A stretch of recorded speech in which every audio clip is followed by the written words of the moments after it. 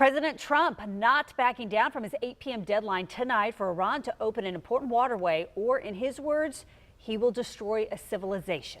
In a phone call with NBC News, President Trump would not discuss any ongoing negotiations with Iran as the world waits to see what will or won't happen at the deadline. NBC's Julie Sirkin has details from Washington. The countdown is on to President Trump's 8 o'clock deadline tonight for Iran to open the Strait of Hormuz or else. This morning, Trump escalating his threat, writing on Truth Social, a whole civilization will die tonight, never to be brought back again.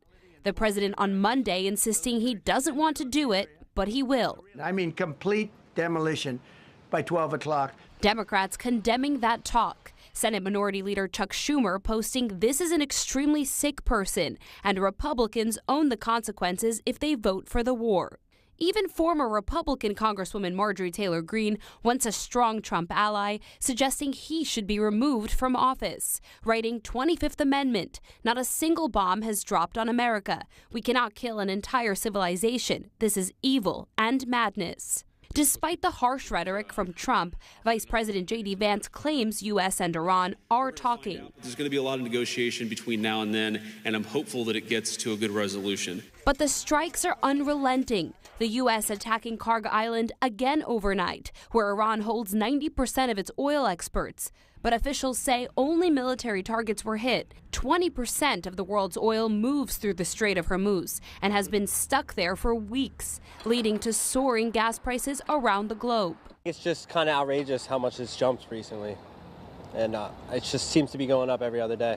For one small business owner, the high prices have ended her dream. I have not posted anymore on Instagram.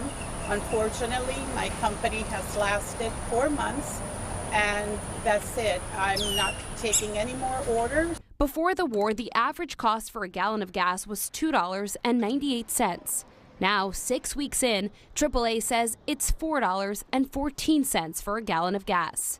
Under international law, targeting civilian infrastructure is considered a war crime. But two U.S. officials tell NBC News the Pentagon had presented President Trump with dual-use targets, meaning targets like the power plants and bridges that he's talking about could be used by civilians and by the military, so technically avoiding the definition of a war crime.